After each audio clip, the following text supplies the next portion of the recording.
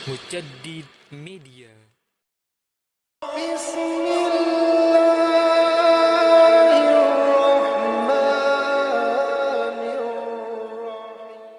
Bahasan di sore hari ini kita akan mengupas tentang rahasia di balik harta Qarun.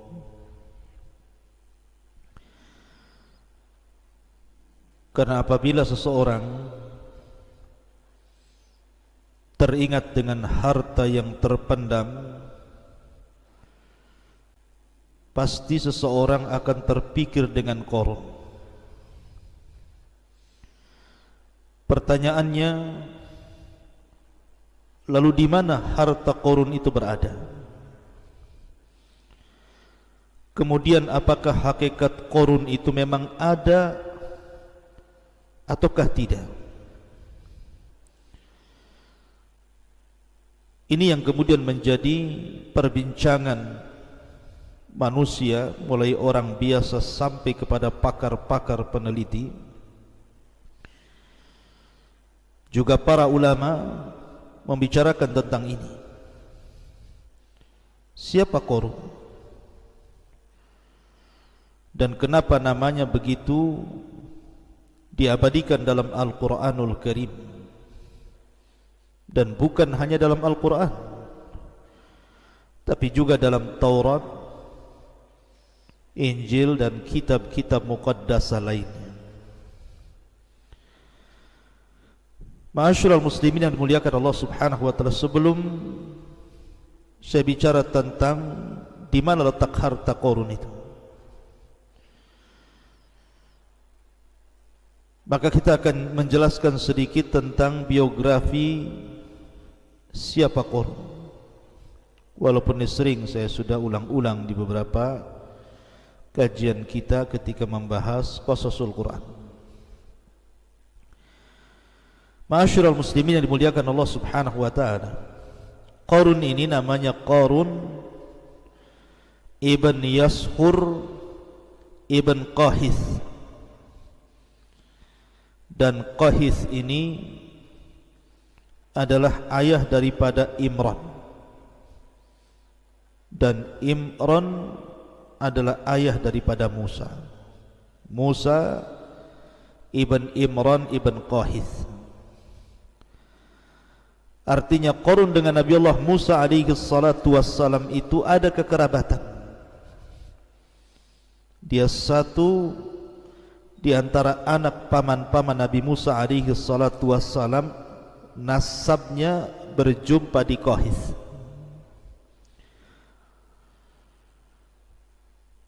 Ma'asyiral muslimin yang dimuliakan Allah Azza wa Jalla, itu berdasarkan Al-Quran nama Qarun tersebut. Makanya Muhammad ibn Ishaq ibn Yasar, beliau mengatakan anna Qarun kana ammu Musa. Qarun itu pamannya Nabi Musa. Tetapi kata Ibnu Jarir, wa aktsaru ahli ilmi, kebanyakan ahli ilmi, ala annahu kana ibnu ammi. Dia bukan paman Nabi Musa, tetapi anak dari paman Nabi Musa. Dan itu yang banyak dikuatkan para ulama, seperti riwayat daripada Abdullah ibn Abbas radhiyallahu anhuma ketika beliau mentafsirkan inna Qaruna kana min qaumi Musa, sesungguhnya Qarun itu adalah bagian dari kaumnya Nabi Musa. Berkata Ibnu Abbas, kana ibnu ammi, karena Qarun itu anak paman Nabi Musa. Dan itu senada dengan yang dikuatkan oleh para mufassirin seperti Qatadah, Malik ibn Dinar, Ibn Jurayz dan yang lainnya. Ini berdasarkan Islam. Akan tapi kalau kita melihat pada perjanjian lama, maksudnya Taurat, maka Qarun itu namanya Qurah ibn Yashar ibnu Qahat ibnu Lawi min abna'i ammi Musa wa Harun. Jadi Taurat memberi nama Qarun itu adalah Qurah ibn Yashar, putra Qahat, putra Lawi, dan Lawi termasuk anak-anak paman daripada Musa dan Harun. Menurut versi orang-orang Taurat, orang-orang Yahudi dalam kitab Tauratnya,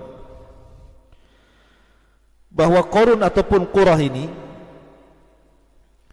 salah satu daripada ru'asa Bani Israel, pemimpin-pemimpin Bani Israel. Dan ada juga yang mengatakan bahwa Qurah ini memang orang kaya, karena ketika itu ada orang-orang yang sangat memusuhi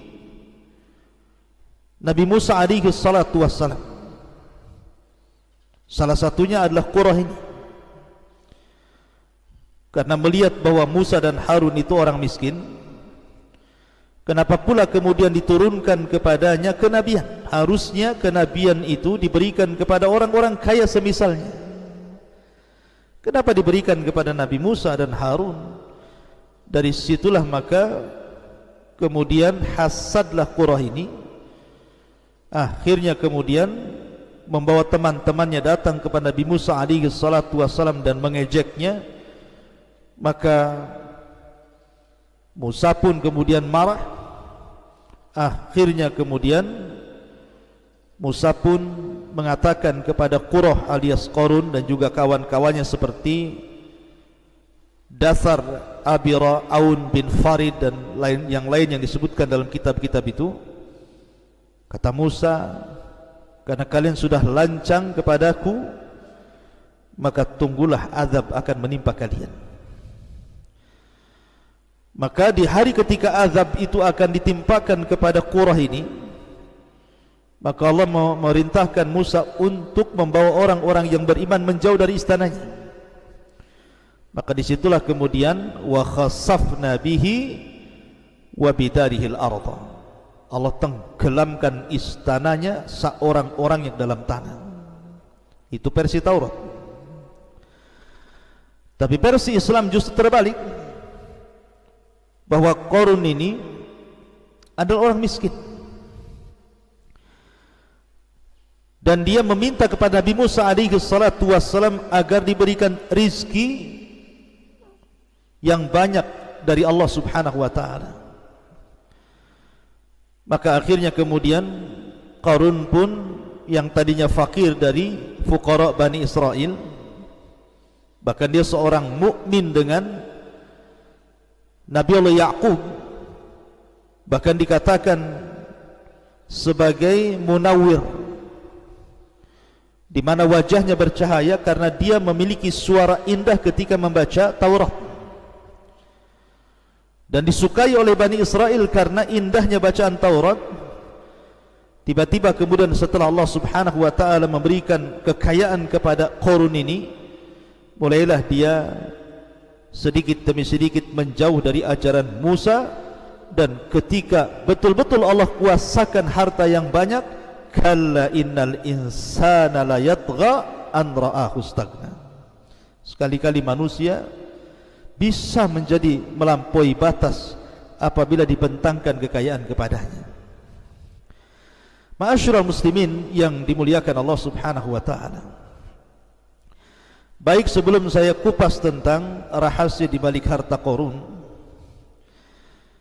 saya ingin membacakan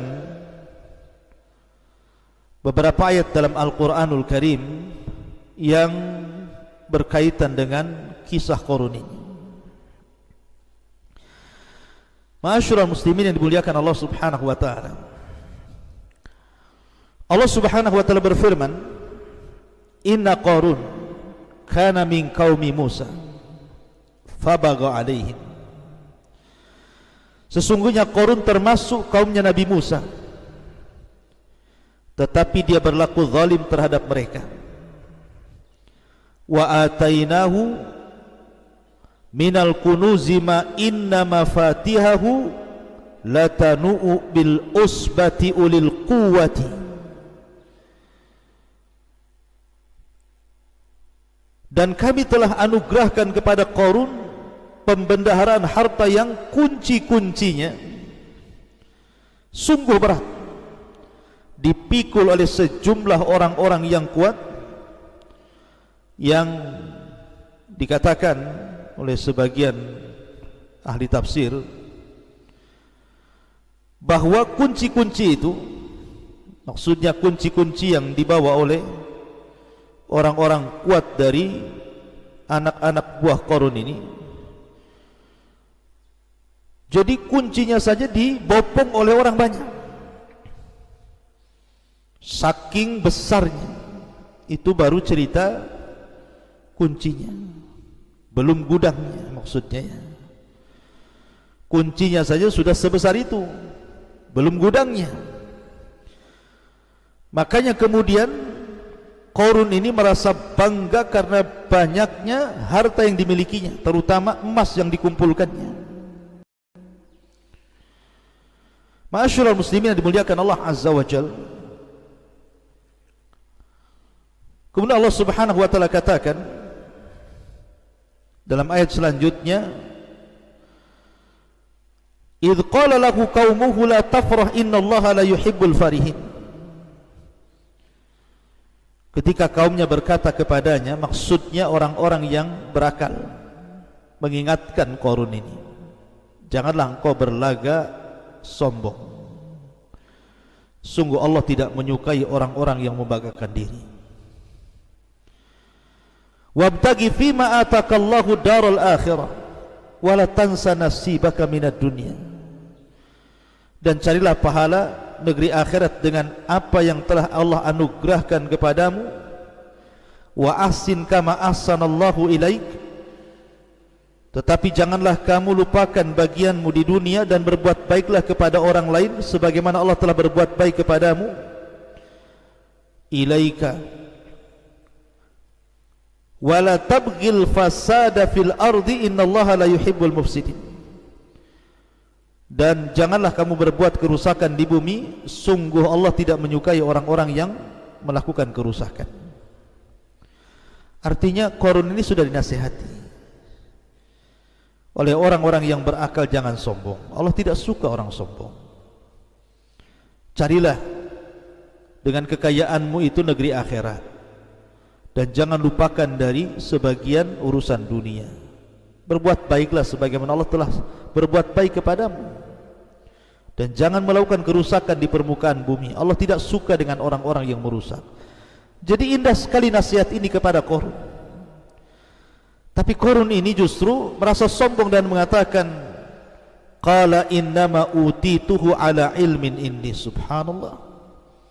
Qarun berkata, sesungguhnya aku diberi harta ini semata-mata karena ilmu yang ada padaku.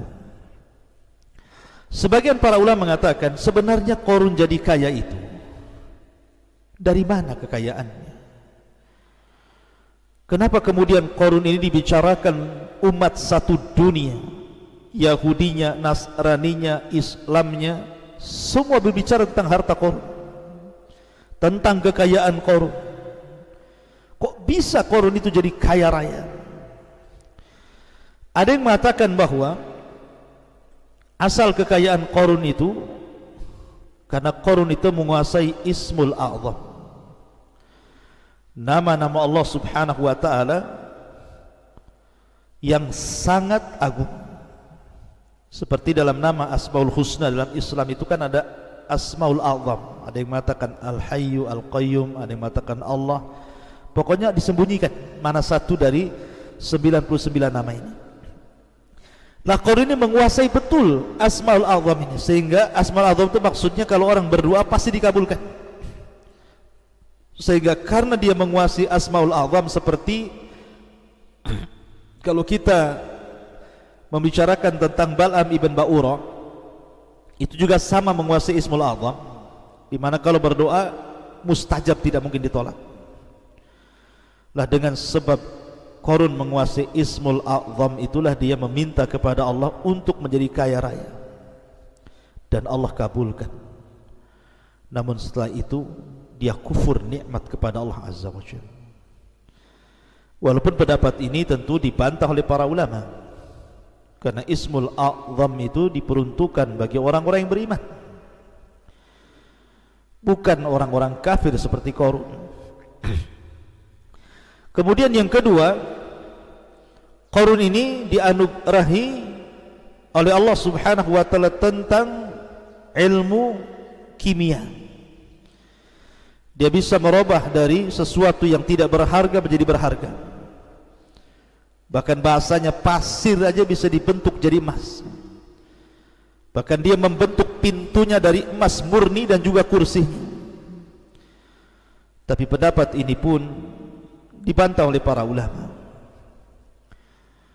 Maka yang benar apa? Yang benar Qarun kana tajira. Qarun itu jadi kaya karena berniaga, dan dia tujarul zahab, peniaga emas.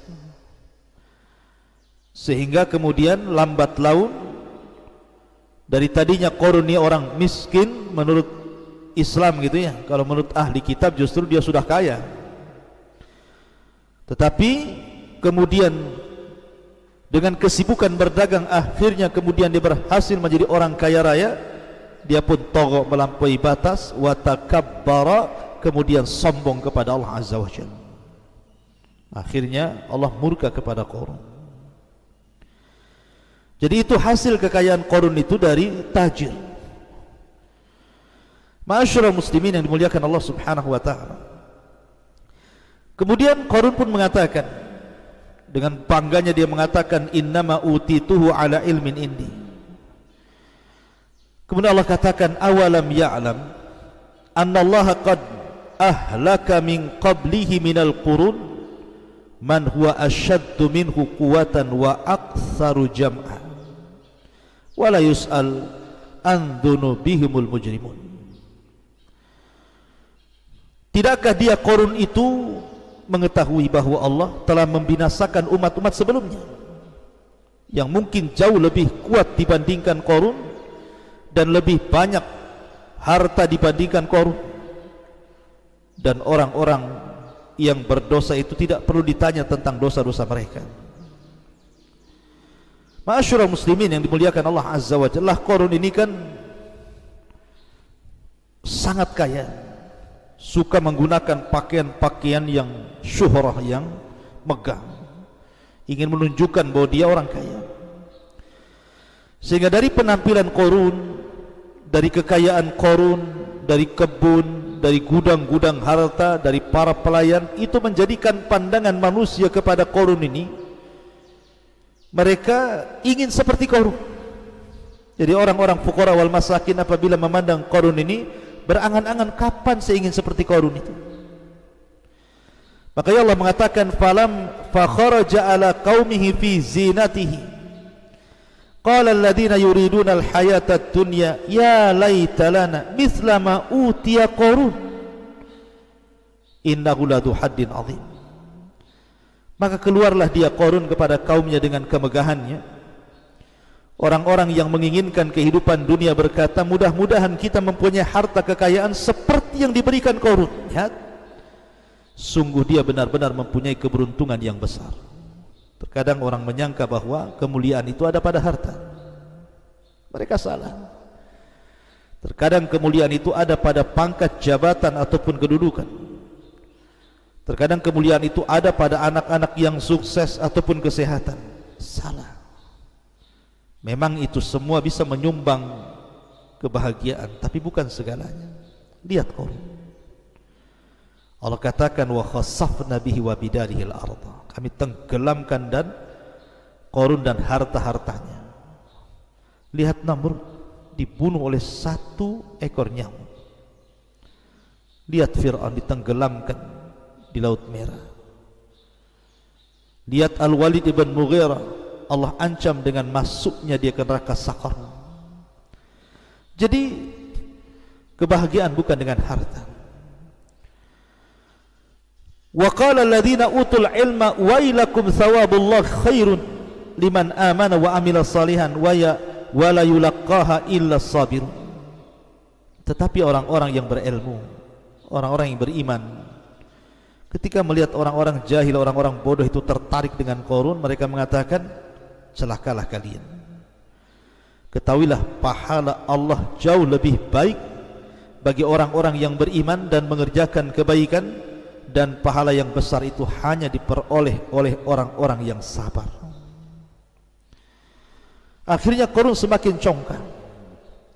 Mulailah dia takabur dengan hartanya. Ketika datang Nabi Musa alaihi salatu wassalam meminta zakat, karena zakat itu syariat, bukan hanya syariat Islam saja, sebelumnya juga sudah ada syariat zakat. Bahkan rukun Islam itu berlaku kepada semua para nabi dan rasul. Syahadat, salat, zakat, puasa, haji, semua ada. Tapi Qarun bakhil. Dia tidak pernah mensyukuri hartanya. Bahkan yang ada kemudian dia membuat fitnah kepada Nabi Musa. Difitnahnya Nabi Musa alaihi salatu wassalam bahwa dia telah menghamili seorang wanita pelacur. Tiba-tiba ketika dihadirkan wanita itu dan memandang wajah Nabi Musa, dia pun mengaku bahwa dia disuruh Qarun dengan imbalan harta yang banyak. Maka dari sini Allah subhanahu wa ta'ala murka kepada Qarun.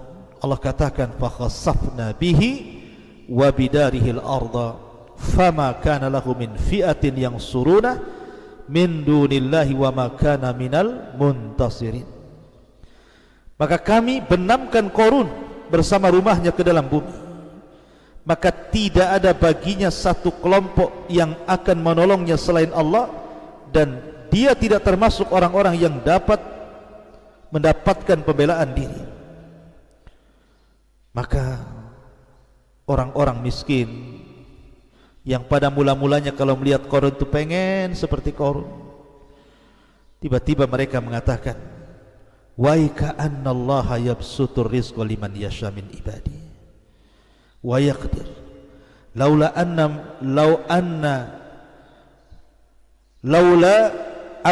Allahu alaina la khasafa bina wa ka'annahu la yuflihul kafirun. Jadi, duhai benarlah kiranya Allah melapangkan rizki bagi siapa yang dia kehendaki di antara hamba-hambanya, dan membatasi bagi siapa yang dikehendaki di antara hamba-hambanya. Sekiranya Allah tidak melimpahkan karunia kepada kita, tentu dia telah membenamkan kita pula. Duhai benarlah kiranya tidak akan beruntung orang-orang yang mengingkari nikmat Allah itu. Baru sadar mereka. Jadi ketika melihat ada pelajaran besar dari Qarun, baru sadar mereka bahwa bukan itu kemuliaan. Makanya Allah akhiri ayatnya, tilka darul akhiratu naj'aluha lilladina la yuriduna uluwan fil ardi wala fasadan wal aqibatu lil muttaqin. Negeri akhirat itu kami jadikan bagi orang-orang yang tidak menyombongkan diri dan tidak berbuat kerusakan di bumi, dan kesudahan yang baik bagi orang-orang yang bertakwa. Intinya bahwa Qarun pun diazab Allah. Kemudian dirobohkan semua istananya, semua gudang-gudang emasnya, semua pembendaan hartanya, termasuk juga dirinya. Pertanyaannya, ma'asyiral muslimin yang dimuliakan Allah subhanahu wa ta'ala, di mana harta Qarun itu? Di mana peristiwa ini terjadi? Ma'asyiral muslimin yang dimuliakan Allah subhanahu wa ta'ala, sebelum saya jelaskan, kita akan jelaskan dulu sebenarnya peristiwa Qarun, perselisihan Qarun dengan Nabi Musa itu di Mesir, ataukah setelah Nabi Musa membawa Bani Israel sampai ke negeri Tih. Kalau versi Taurat, bahwa kejadian perselisihan Qarun dengan Nabi Musa alaihi salatu wassalam itu terjadi di Mesir. Karena ada yang mengatakan Qarun itu adalah salah satu dari orang-orang atau wazirnya Fir'aun dan Haman. Dan istilah Taurat namanya Qurah bin Yashar, itu orang dekatnya Fir'aun dan Haman, dan dia orang kaya. Adapun versi Islam bahwa kejadian Qarun dengan Nabi Musa itu setelah hijrahnya kaum muslimin dari Mesir menuju Palestina, maka disitulah terjadi di Arditeh. Qarun membangkang perintah Nabi Musa alaihi salatu wassalam, nasibnya sama dengan Bal'am ibn Ba'ura. Kenapa? Karena salah satu laqab Qarun itu Munawwir, Hasanus Saut, suaranya indah ketika membaca At-Taurat, dan manusia suka dengan Qarun itu karena bercahaya wajahnya, menunjukkan bahwa orang yang membaca Al-Quran itu terang wajahnya. Lah, kita tahu bahwa Taurat bukan turun di Mesir. Taurat itu turun ketika Nabi Musa berada di bumi Tih. Maka dari sini menunjukkan bahwa peristiwa ini terjadi setelah hijrahnya Musa membawa Bani Israel dan menyelamatkan dari kejaran Fir'aun, sehingga sampailah di negeri Tih, negeri linglung bahasa kitanya, karena ketika diajak jihad mereka tidak mau. Disitulah peristiwa berlaku. Ma'asyiral muslimin yang dimuliakan Allah subhanahu wa ta'ala, dalam cerita barat ada lagi bahwa Qarun itu adalah raja Libya, Malik Kuruzus, yang dikenal di barat ini. Kuruzus ini raja Libya yang sangat kaya raya gitu ya, yang konon dia orang yang pertama kali mencetak uang emas. Dialah Qarun itu sebenarnya. Tapi ulama Islam menolak pendapat dari barat. Kenapa? Karena Kuruzus ini mati di tangan Qurus Al-Farisi, dan ini bertentangan dengan Al-Quran yang Allah katakan wa khasafna bihi wa bidarhil arda. Qarun ditenggelamkan bersama harta-hartanya ke perut bumi, sementara Kuruzus ini mati di tangan Qurus Al-Farisi. Sehingga apa yang diprasangkakan barat bahwa Qarun adalah Kuruzus ini tidak benar, karena bertentangan dengan Al-Quran dan juga sunnah Nabi sallallahu alaihi wasallam. Ma'asyiral muslimin yang dimuliakan Allah azza wa jalla, setelah kita tahu bahwa peristiwanya di Arditi, di bumi linglung ini, lalu terjadi silang pendapat. Di mana harta Qarun yang ditenggelamkan Allah itu? Ada yang mengatakan bahwa peristiwa itu terjadi di Mesir, terjadi di Kairo, di Mesir sana, di tempat yang disebut Al-Fayyum. Al-Fayyum ini kalau dibuat jarak dari Kairo Mesir sekitar 150 km di barat daya Kairo dan Mesir, Fayyum ini. Karena di situ konon ada runtuhan bangunan yang dipercaya sebagai tempat tinggal Qarun di masa itu, dan tempat itu berdekatan dengan Danau Qarun, atau kurang lebih berjarak sekitar 2 km. Menurut beberapa sumber, bangunan yang masih berdiri kokoh adalah benteng yang dibangun oleh Qarun. Jadi ada yang berpendapat bahwa Qarun itu hartanya dipendam di Fayyum, di Mesir sana. Bahkan Fayyum ini menjadi pusat penelitian dunia. Apakah betul di situ pernah terjadi gempa gitu sehingga menghancurkan istana Qarun dan Qarun-Qarunnya sekali gitu ya? Ataukah ada tempat lain selain Fayyum ini? Ada juga yang mengatakan bahwa peristiwa ini bukan terjadi di Fayyum, tetapi terjadi di Nainawa. Nainawa mana? Di Irak. Disitulah kekayaan Qarun yang kemudian Allah subhanahu wa ta'ala tenggelamkan ke bumi, di Nainawa di Irak. Ada juga yang mengatakan bahwa harta Qarun itu ya di bawah sungai Efrat itu. Nabi SAW yang mengatakan bahwa di situ ada pembendarahan emas gitu ya. Tapi ma'asyiral muslimin, Quran ataupun sunnah Nabi SAW tidak menjelaskan secara detail letaknya di mana, kemudian waktunya kapan, karena kelahiran Qarun dan wafatnya Qarun aja tidak dijelaskan. Yang disepakati bahwa Qarun itu hidup di zaman Nabi Musa dan mati di zaman Nabi Musa, tapi kapan lahirnya, kapan wafatnya tidak dijelaskan, termasuk tempat ditenggelamkan Qarun dan juga seluruh istana dan kekayaannya tidak dijelaskan. Sehingga kita hanya berpatokan kepada Al-Quran dan Sunnah Nabi SAW karena tidak ada keterangan yang jelas dari Quran Sunnah tentang letaknya di mana. Sehingga kemudian manusia menerka-nerka, ada yang mengatakan di Fayyum di Mesir, ada yang mengatakan di Nainawa Irak, ada yang mengatakan di Efrat gitu, dan begitu seterusnya. Yang jelas bahwa kemungkinan bisa terjadi. Yang jelas bahwa Qarun pernah ditenggelamkan bersama hartanya. Di mana harta itu berada, wallahu a'lam. Itu yang paling selamat, wallahu a'lam. Ma'asyiral muslimin yang dimuliakan Allah Subhanahu wa taala, maka kita tidak bisa memastikan keberadaan harta Qarun yang terpendam di dasar bumi itu. Tapi yang jelas bahwa Al-Quran ketika menceritakan sebuah kisah, yang paling inti itu bukan bicara tentang tahun kelahiran, tahun wafat, di mana kejadian, di tempat mana, bukan itu. Tetapi ketika Allah menceritakan sebuah kisah itu untuk diambil fawaid dan juga ibrah.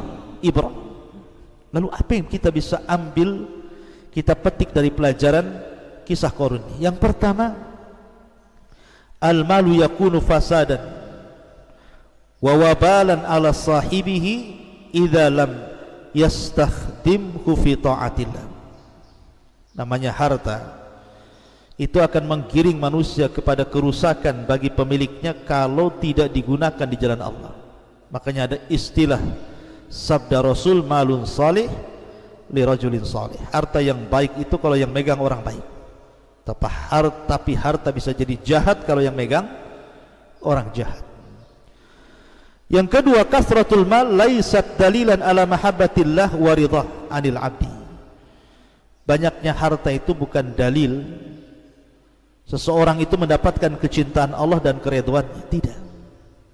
Karena ada salah persepsi dari masyarakat, kalau harta banyak, Rabbi akraman, oh Rabbku sedang memuliakanku. Tapi kalau disempitkan rizkinya, dia pun mengatakan Rabbi ahanan, oh jangan-jangan Rabbku sedang merendahkan diriku. Bukan itu. Kenapa harta bukan dalil orang itu dicintai Allah? Karena harta itu bersyirikat, mukmin kaya, kafir juga kaya.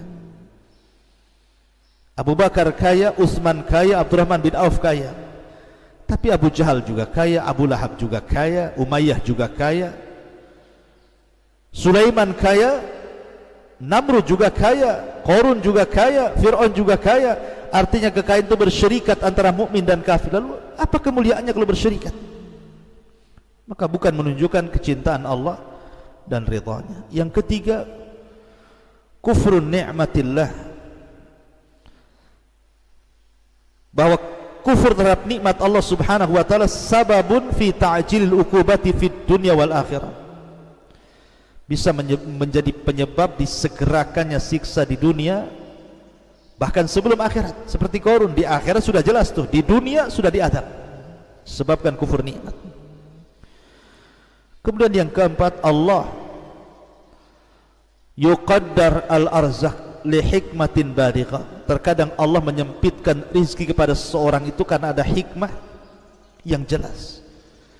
Karena terkadang kalau ada orang itu dikayakan menjadi dia kufur, makin kufur, ataupun orang dimiskinkan menjadi kufur. Jadi Allah itu terkadang ada maslahat besar. Jadi bersyukurlah. Kemudian yang kelima, al-mal ardul zail wa mata'un mufarid. Harta itu benda yang akan hilang, yang akan berpisah dari kita. Makanya ulama mengatakan hakikatul mal at-tajmi' wa tafriq. Hakikat harta itu kita kumpulkan, habis itu kita tinggalkan. Anda bekerja dari 20 tahun, 30 tahun, 40 tahun, sekarang sudah 60 tahun, sudah punya rumah, punya kebun, punya ATM, punya rekening, punya ini, punya itu. Tiba-tiba besok mati karena corona. Dibawa harta Anda ke dalam kuburan? Tidak. Yang berpisah pertama dari badan harta kita. Setelah keluarga mengantar ke kuburan kemudian meninggalkan, baru keluarga kita. Setelah itu ribut warisan kita. Itulah harta, hakikat harta itu tajmi' wa tafriq. Makanya sebagai penutup Rasul mengatakan, maluka ma akalta fa afnaita wa ma labista fa ablaita wa ma tasaddaqta fa abqaita. Hartamu, kata Rasul, yang kau makan pasti hilang, yang kau pakai pasti usang, yang kau sedekahkan itulah yang kau bawa mati. Subhanakallahumma bihamdika asyhadu an la ilaha illa anta astaghfiruka wa atubu ilaik. Allahu ta'ala. Assalamualaikum warahmatullahi wabarakatuh.